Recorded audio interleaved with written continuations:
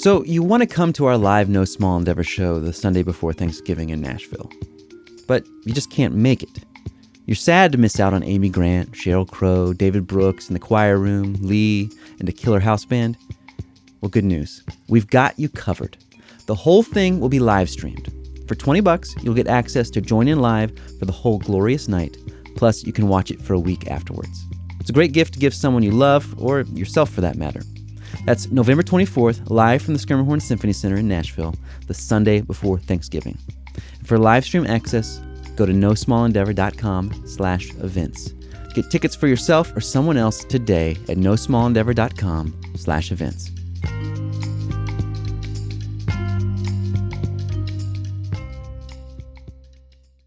No Small Endeavor is brought to you by Progressive Insurance. Do you ever think about switching insurance companies to see if you could save some cash? Progressive makes it easy to see if you could save when you bundle your home and auto policies. Try it at progressive.com. Progressive Casualty Insurance Company and Affiliates. Potential savings will vary. Not available in all states. Tom received a presidential pardon. He's from Harrisonburg, Virginia, and has 5 siblings. Tom gets up at 6 a.m. every morning. He's an early bird. Because he's literally a bird.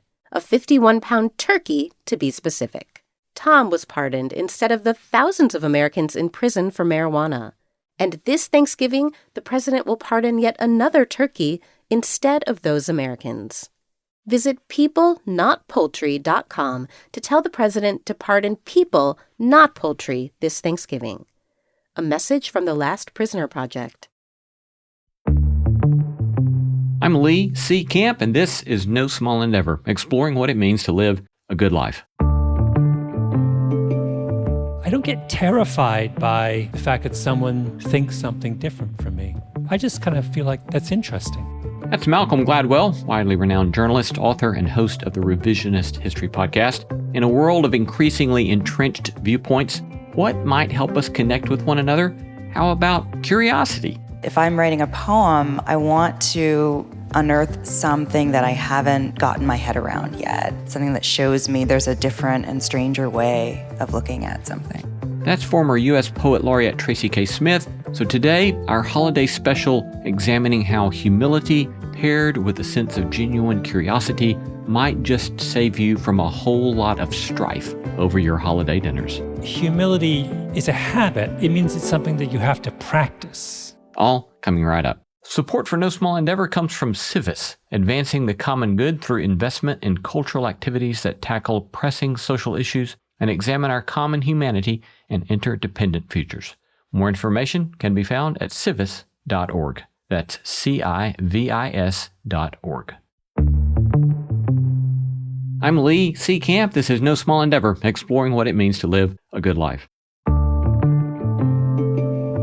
Some years ago, a friend of mine told me about a friend of his who had commented upon the great fraught endeavor of holiday dinners. Extended family, maybe old friends, maybe back home.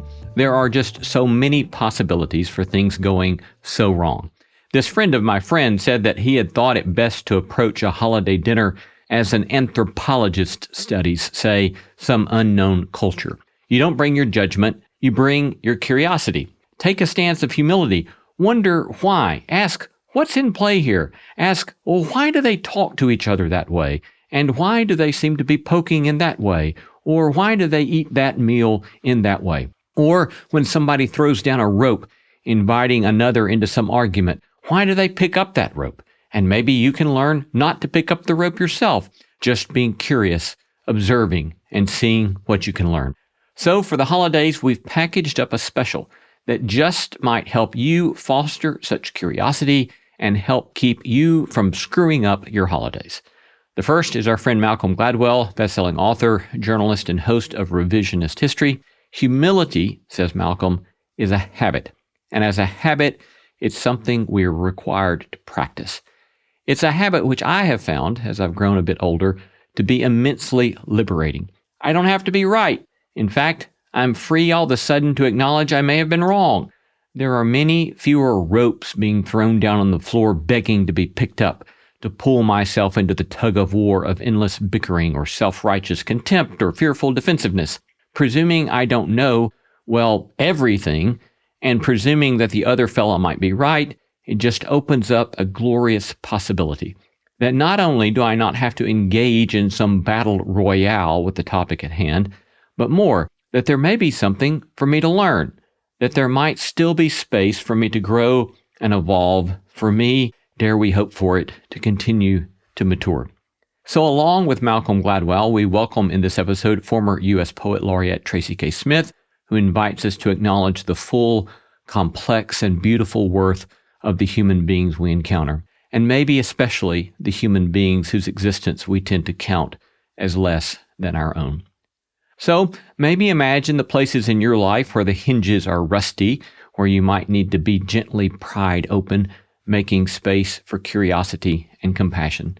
And in that space, enjoy these conversations from two different live events, one with Malcolm Gladwell and one with Tracy K. Smith.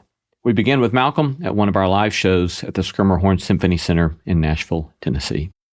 Malcolm Gladwell is a Canadian journalist and author. He's been the staff writer for The New Yorker since 1996.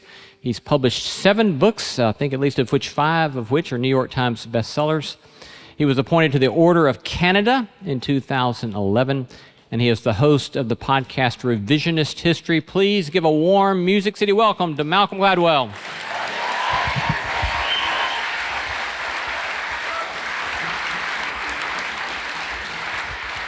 Welcome, Malcolm.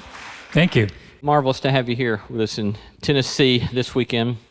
I'd like to begin with one of the lines from the prayer attributed to St. Francis where he says, "Grant that I may not so much seek to be understood as to understand." And I was struck that at the end of your episode on Elvis, in which you're exploring so-called Freudian slips and mistakes, that you invite us in that podcast to explore the ways, in the presence of others' mistakes, we conjure up words like embarrassed or failure or worry, and that season of revisionist history, you say, is about the ways we judge each other for our mistakes and choices. The easiest thing in the world is to look at those mistakes and condemn. The much harder thing is to look at those mistakes and understand. And it seems to me that that posture of intellectual humility seems to be driving a lot of your work. So unpack some of that for us. It's a funny thing that, first of all, that humility is a habit. And I feel like habit is a really important word, because if it's a habit, it means it's something that you have to practice, right? It's not a trait. I don't think people are born humble or not. No, the people who exercise humility are people who go out of their way to express that part of themselves. So I've always taken that very seriously. And there's this guy I follow on Twitter called Trent Trelunko, who's spent his whole career in the Army, and he's an Army logistics guy. And he knows more about weapons systems and tires. Anyone else I know? And when the war in Ukraine started, I decided, since I didn't know anything about it, that I was going to follow a bunch of serious war nerds on Twitter. And Trent has emerged as the king of this. And every day Trent posts something, and my response is always, I did not know that. He hooked me once when, early on in the war, when everyone was saying Russia was going to win, he just showed you a picture of a truck, a Russian truck, by the side of the road, and he zeroed in on the tire, and he pointed out that on the side of the tire it said in Russian, he translated it, "Made in the USSR." He's like, the USSR went away in 1989. They're using 30-year-old tires. It's like, they're going to lose, right? And it's like, at that point, I was like, whoa, Trent, first of all, Trent, I mean, I really want to meet him, but he's my idol now. But every day, he just reminds me, I don't know anything about the war, and nothing makes me happier than that feeling. I recollect at one point you saying that part of your agenda was to contribute a sort of non-judgy voice to our culture.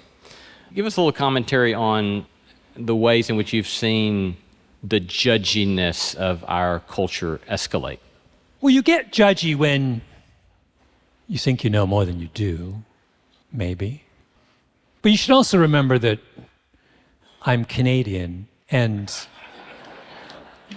one of the kind of iconic experiences of my childhood was that every day in Canadian Parliament, like in the English Parliament, there's something called Question Period.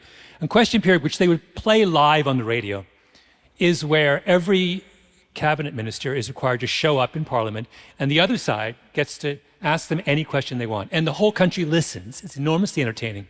And the whole point of that is you understand that in that little ritual that everyone is accountable for what they do, but you also understand that these people who are running your country are human beings.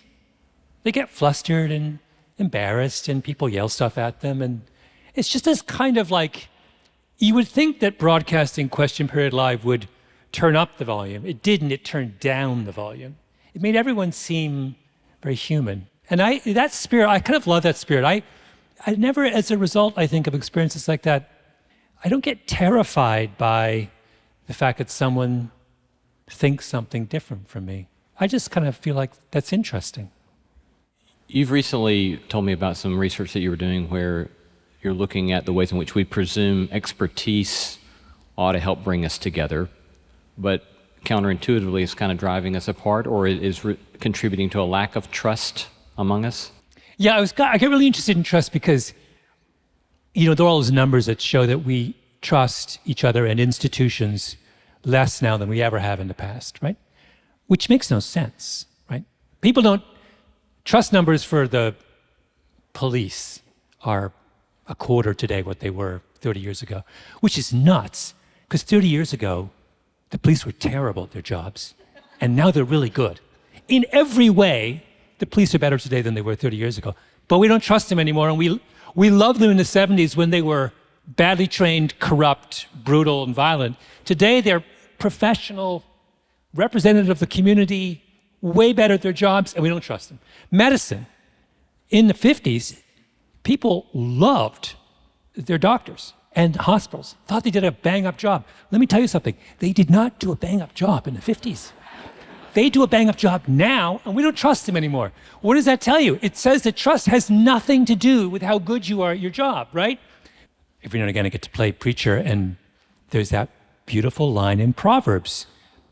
Trust in the Lord with all your heart, and then the crucial line, and lean not on your own understanding, which is that very point, which is trust doesn't come from your own sphere of excellence. It comes from stepping outside of your area of professional expertise and being a human being, right? And we fall into this trap in which we think that the way to get the world to trust us is just to do it better and be more efficient, more, profitable, more on time, more whatever. No.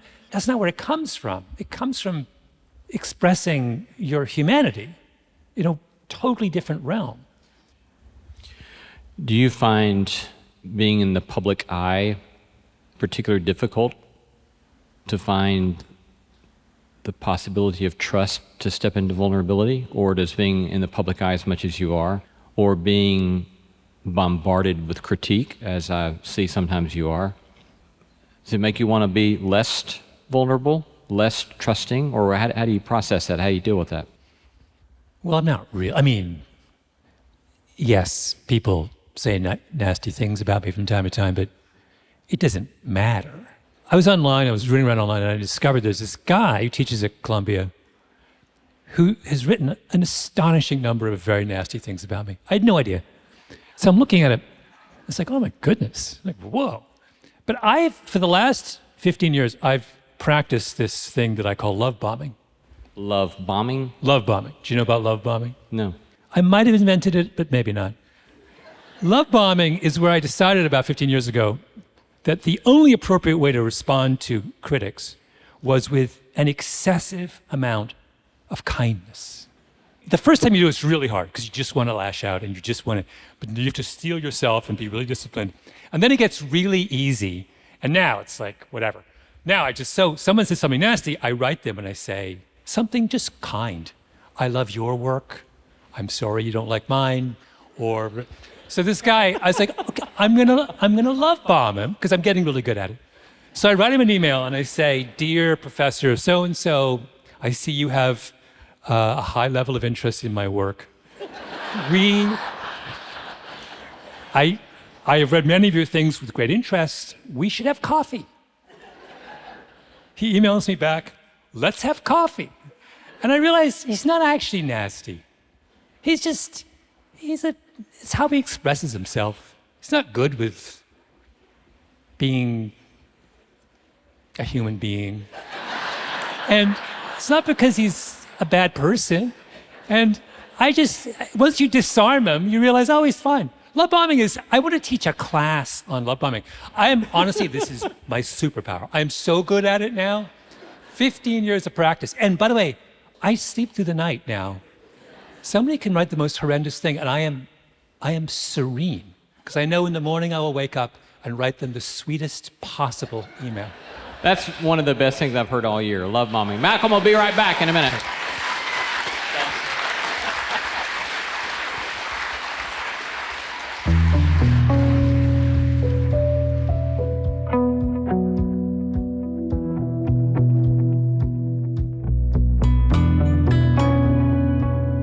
You're listening to No Small Endeavor and our special episode taped live last year with Malcolm Gladwell.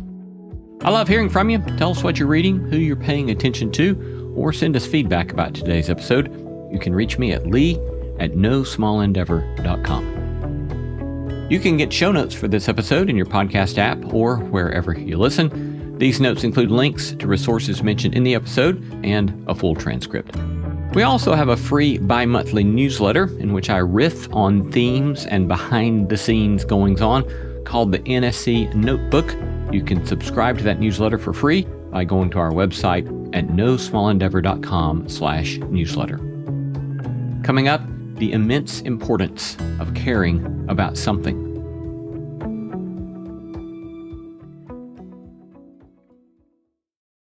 Listen, we all need advice sometimes. Someone to say, I get it. I've been there too. But often, it's hard to know where to turn, which is where we come in. I'm Carvel Wallace.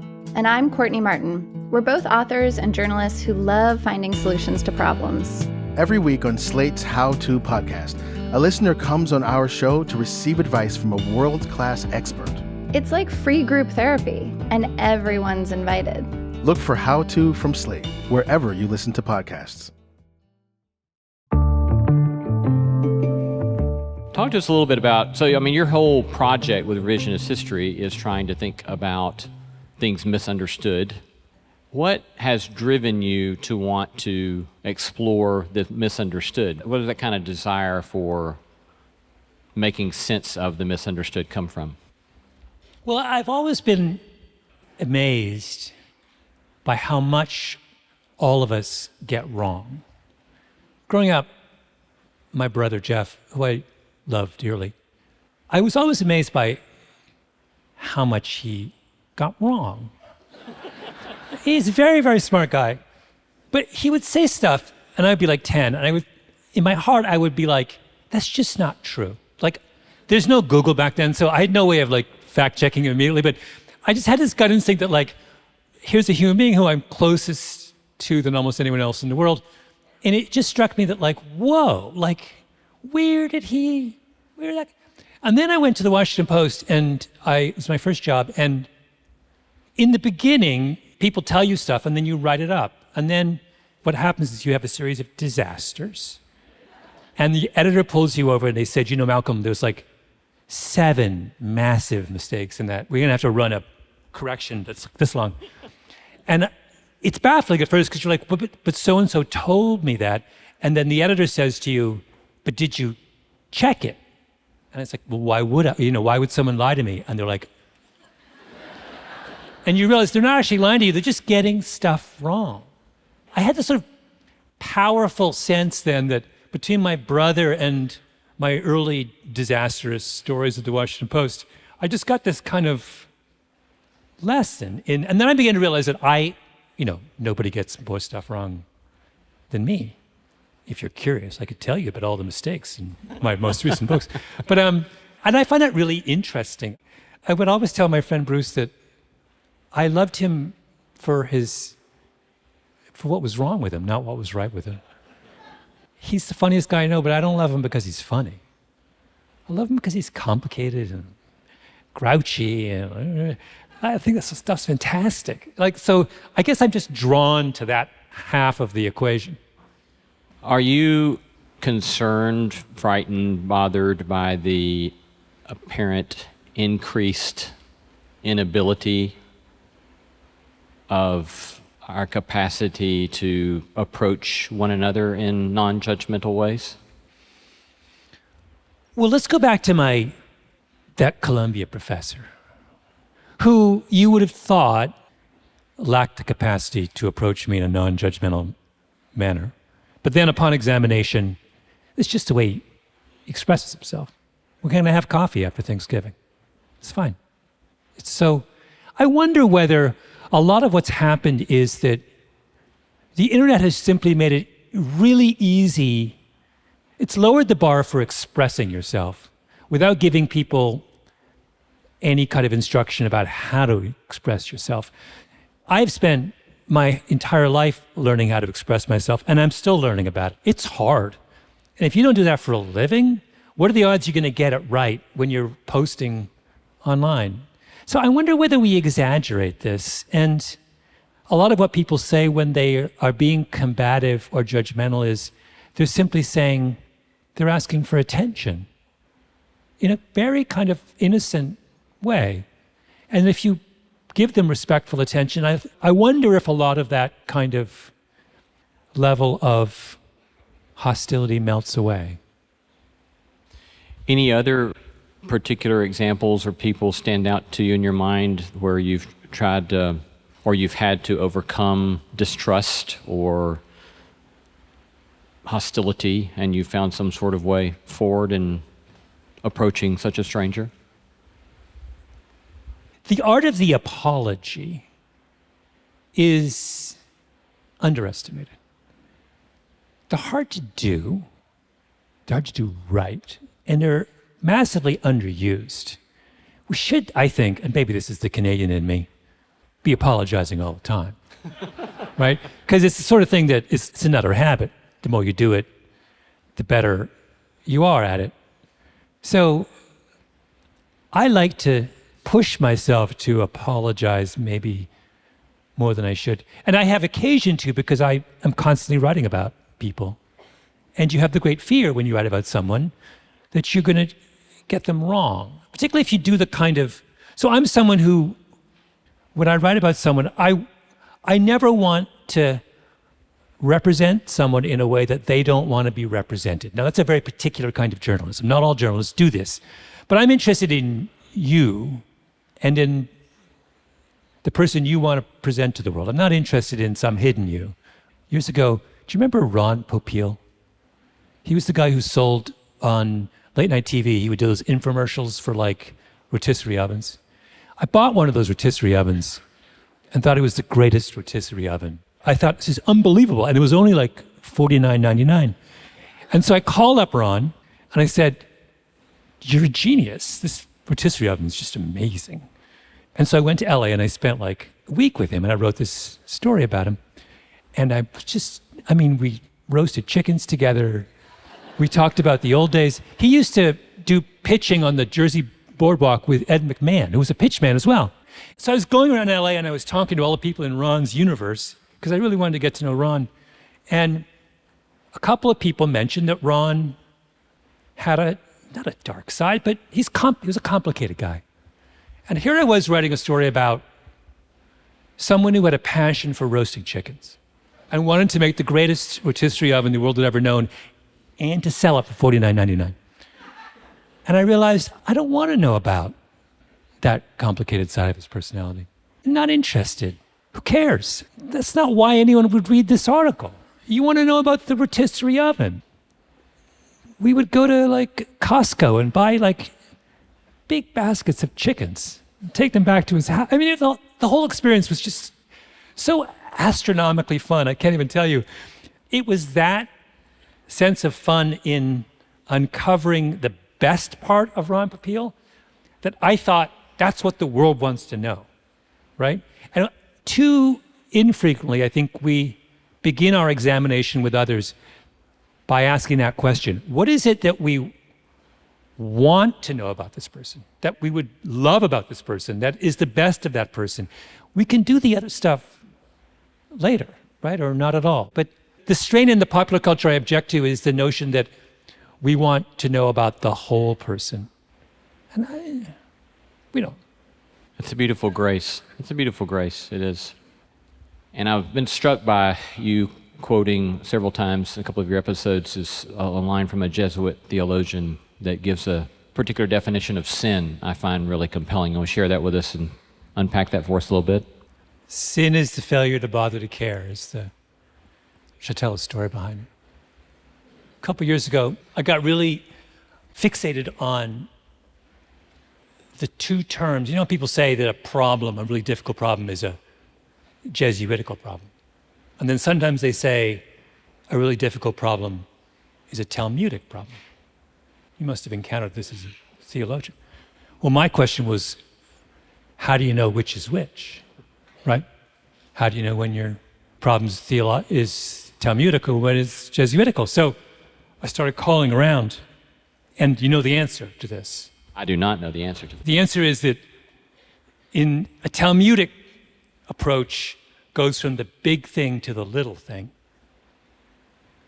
Keep the Sabbath holy. Tells you, don't use your cell phone. The Jesuits go from the little thing to the big thing. And I realized I was interested in the Jesuit side of this. So I started calling up all these Jesuits. I asked them if I could be an honorary Catholic, and they said yes. And everyone told me I had to talk to a guy named Father Keenan.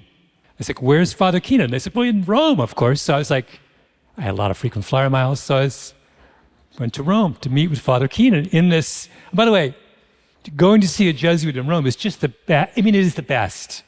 He's in some place where the Jesuits have been for whatever, 1,000 years. And you go in there and you think, is this where the Last Supper was? You're wondering.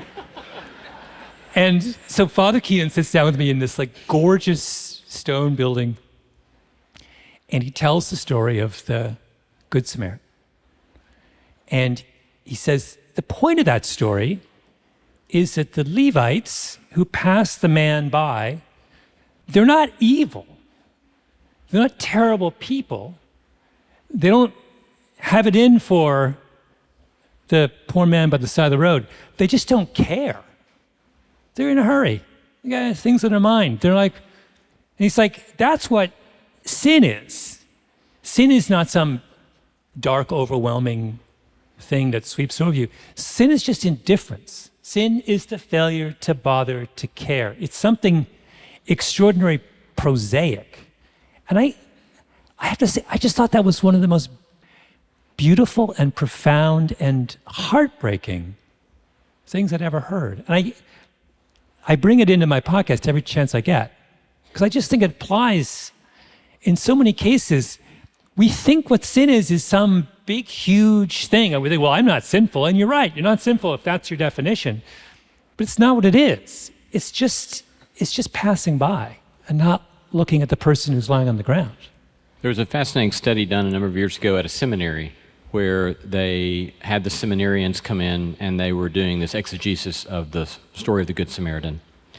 And then, unbeknownst to the seminarians, they had selected several groups of them, and they were then assigned to go over at a particular time to preach a sermon on the parable of the Good Samaritan. And also unbeknownst to them, they had planted someone clearly in need on the path from the classroom building to the chapel where they were to preach their sermon, and sent the seminarians out. But they took one group and they gave them plenty of time to get there. And they took the second group and they said, you have to get there quickly and immediately. And it was the group that was in a hurry, after having just studied the parable of the Good Samaritan, to go give a sermon on the parable of the Good Samaritan that couldn't stop because they were simply in a hurry. One of the lessons that one of the psychologists that was doing this study said is that our morality in many ways comes down to whether or not we are paying attention and whether or not we have the time, give ourselves the time to pay attention. Yeah, I always tell my mom, in my book, Talking to Strangers, I opened with that terrible story of Sandra Bland, young black woman in Texas who got into this kind of altercation with a police officer who misinterpreted her. And he thinks that she's threatening when all she is upset. And the reason the whole terrible chain of things happens is that he's in a hurry. He jumps to a conclusion about her. And I would always tell my mom should be a police officer. Because my mom, who is 92, is one of the most slow-moving people. I say this with the utmost of love for her. She has never hurried to anything in her entire life. And I grew up with my very impatient father thinking that this was a problem with my mother. And I realized it's the opposite. It's this beautiful thing that she would never have misinterpreted Sandra Bland's intentions, not because she's wiser or more virtuous than the police officer, but just because she would have taken 15 minutes to figure out what was going on. And they would have had tea by the end. And it would have been, my mom would be showing pictures of her grandchildren.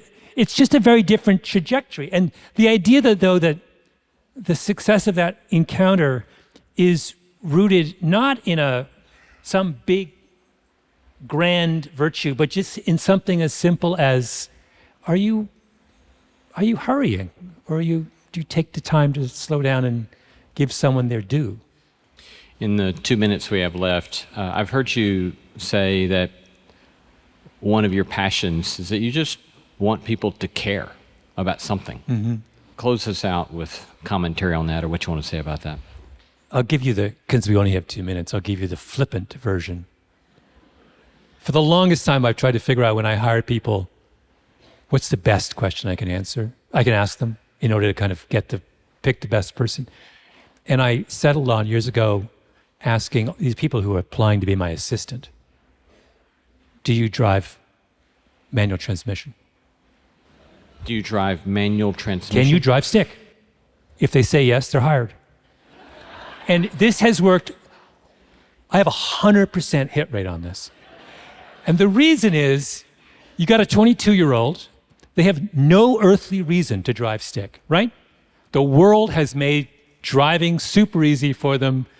They're all like, they drove Daddy's Buick growing up, no issue. If someone took the time to master an irrelevant task, then I want that person. I encourage all of you, use the manual transmission test. It's been great to have you with us tonight. Please show your thanks to Malcolm Gladwell. Thank you.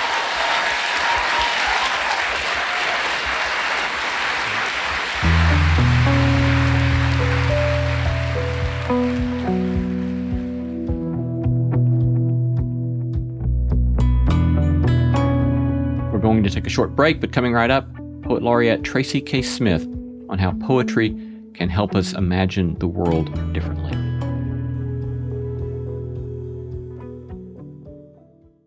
Hey there, did you know that we have a newsletter? Just imagine if you could have one of your favorite ethics professors send you a list of things to reflect on, think about, practical actions with which to experiment, all on your way to sorting through what it might mean to live a good life. Well, that is the NSC Notebook. I riff on themes and topics related to the show and our guests. Sign up for my NSC Notebook today at nosmallendeavor.com/newsletter. Wade in the water, wade in the water, children, wade in the water. You're listening to our holiday special, put together to help you navigate the holiday dinner table in a polarized world. Now we turn our attention to the 22nd U.S. Poet Laureate Tracy K. Smith, currently professor at Harvard. In this special holiday episode, I've suggested that a bit of practice in humility and curiosity might go a long way toward easing your holiday dinner tables, which reminded me of Tracy's own wisdom, which she keeps at the heart of her craft. And if I'm writing a poem, I want to unearth something that I haven't gotten my head around yet, something that shakes me out of an easy sense of certainty that I might have, something that shows me there's a different and stranger way of looking at something. So here's Tracy K. Smith reminding us to pay attention to to look for new ways to make sense of the realities that may trouble us, and be willing to allow ourselves to be shaken out of our easy certainties. Water, children, wade in the water. God's gonna trouble the water. He's gonna trouble the water.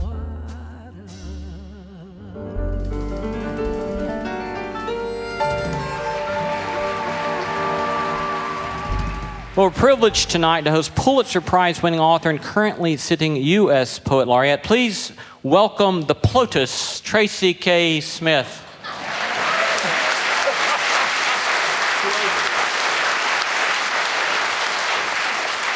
I was pleased to discover in the archives that Bob Dylan apparently did that old spiritual back in, I think, in the 1961.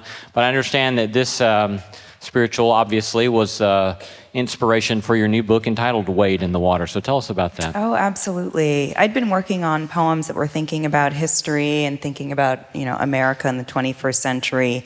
And then I took a trip to coastal Georgia and I attended a ring shout where this song was performed.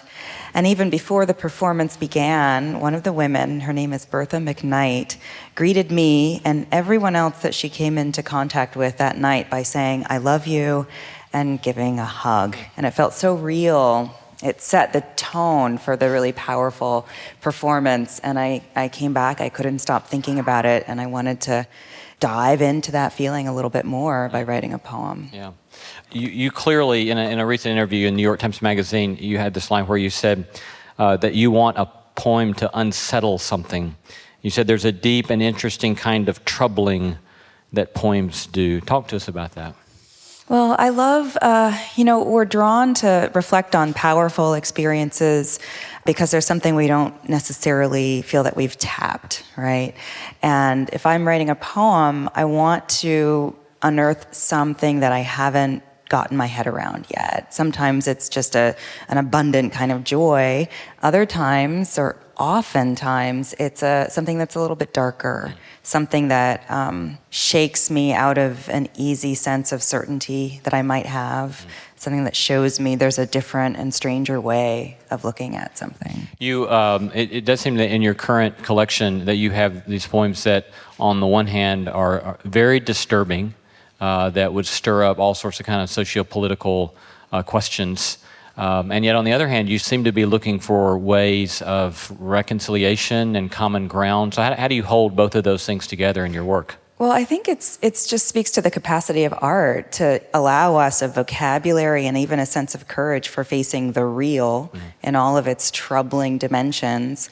And also, it urges us to draw upon the kinds of resources that we have to confront that, live with it in a way that's productive.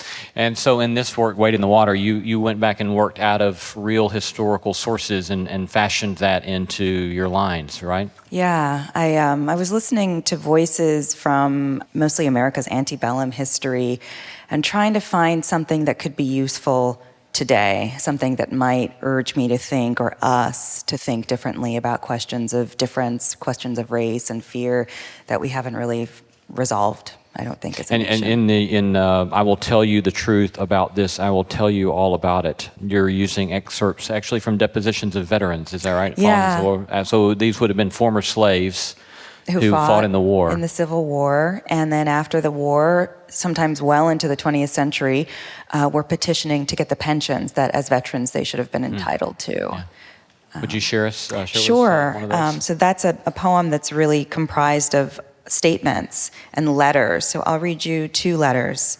This one is from Nashville, Tennessee, August 12th, 1865. Dear wife, I am in earnest about you coming, and that as soon as possible. It is no use to say anything about any money, for if you come up here, which I hope you will, it will be all right as to the money matters. I want to see you and the children very bad.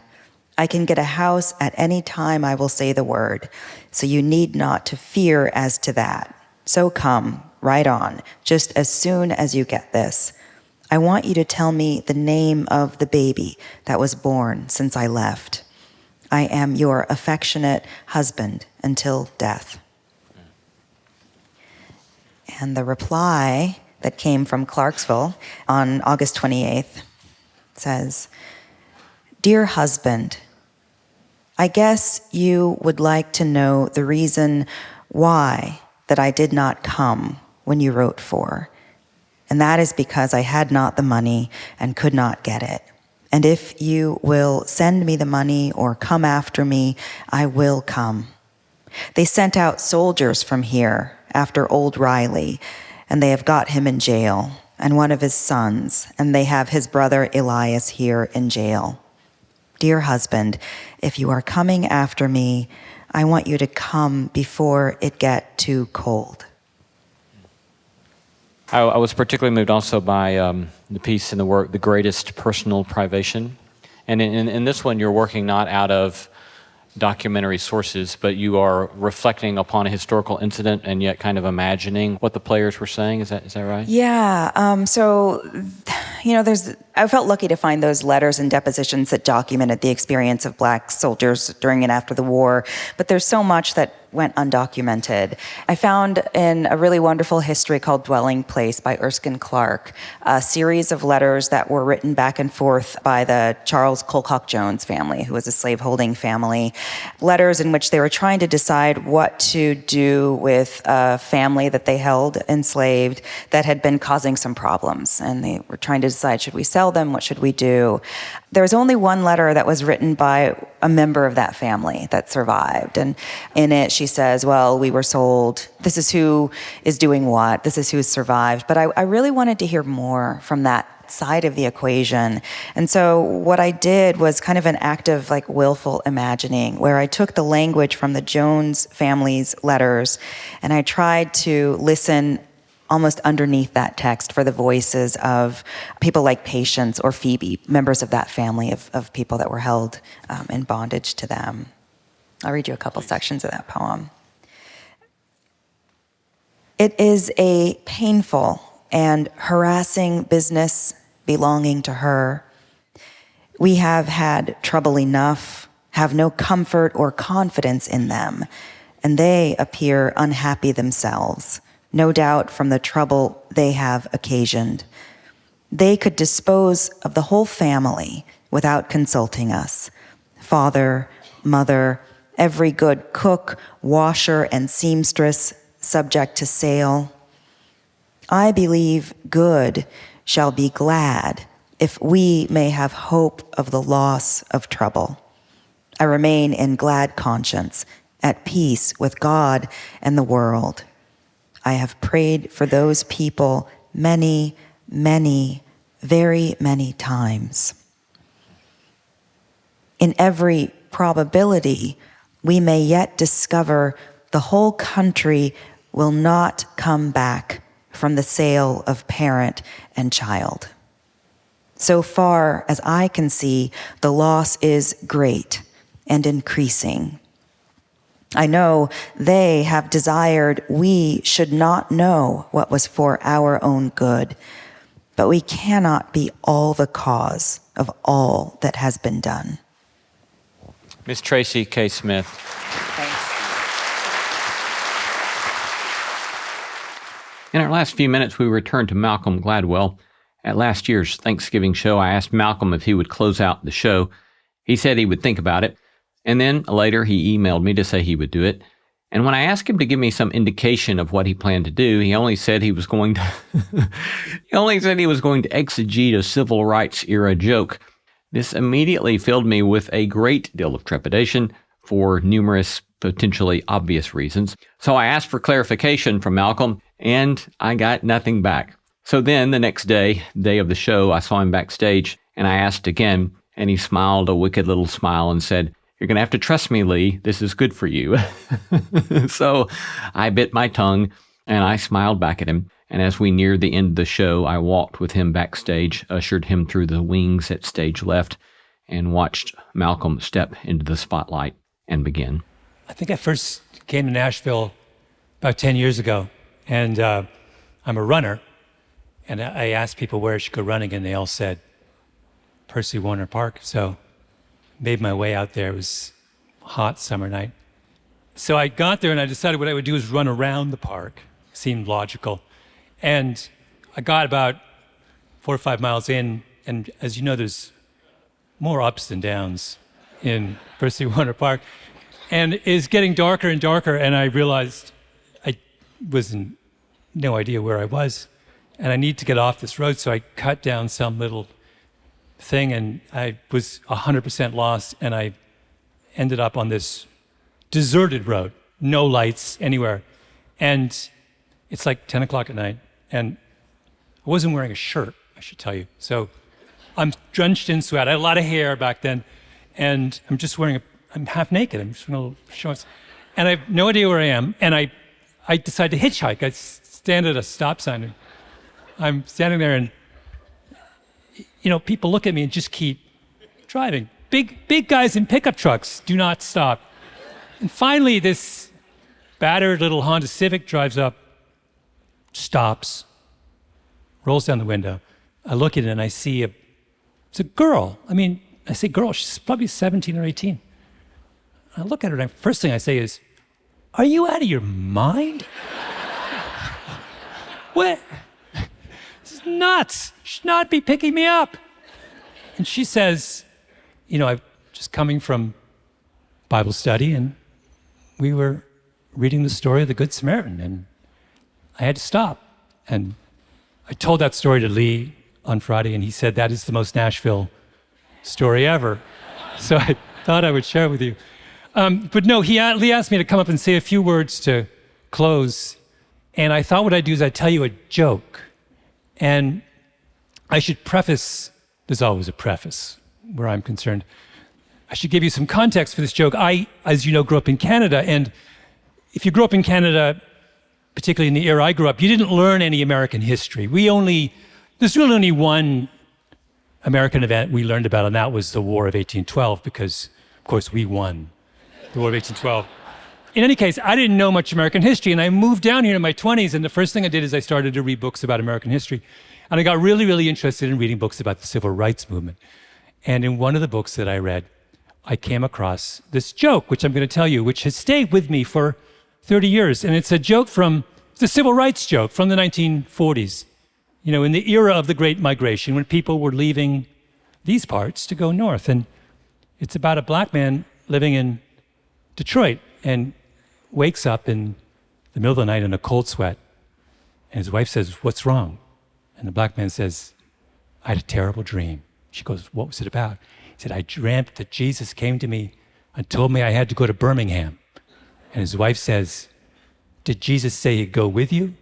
And the man says, "Jesus said he'd go as far as Memphis." Now, I've often wondered why has that joke stayed with me for 30 years? Right? Now, one obvious explanation is it's a joke that works on many levels.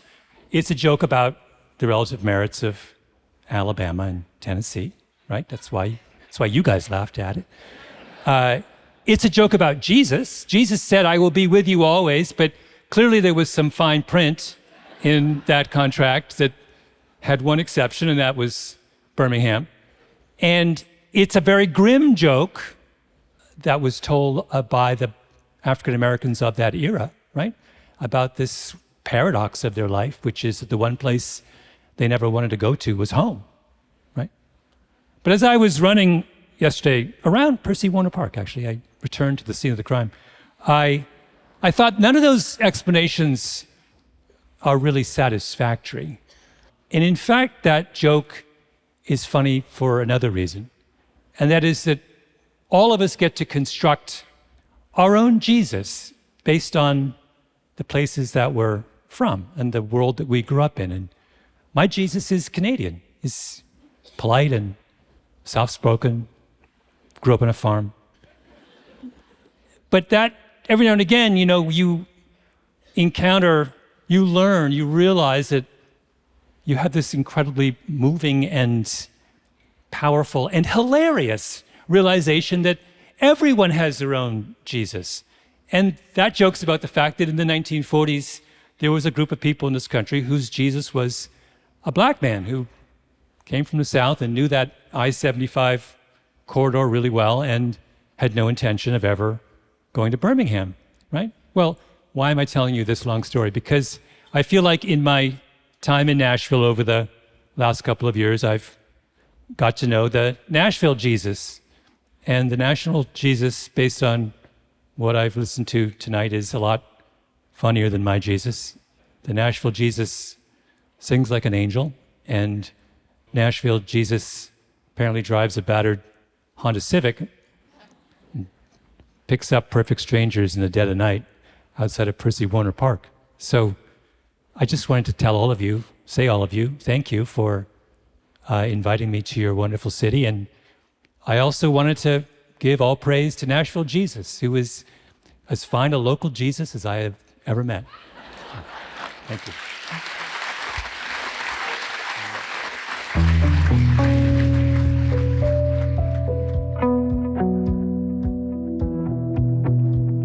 You've been listening to No Small Endeavor and our holiday special with Malcolm Gladwell and Tracy K. Smith. We gratefully acknowledge the support of Lilly Endowment Incorporated, a private philanthropic foundation supporting the causes of community development, education, and religion.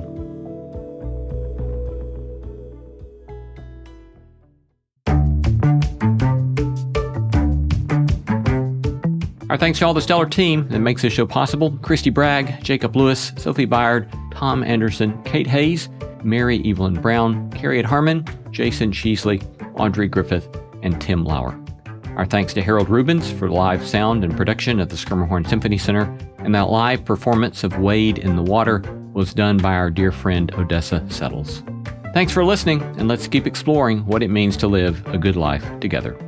No Small Endeavor is a production of PRX, Tokens Media LLC, and Great Feeling Studios.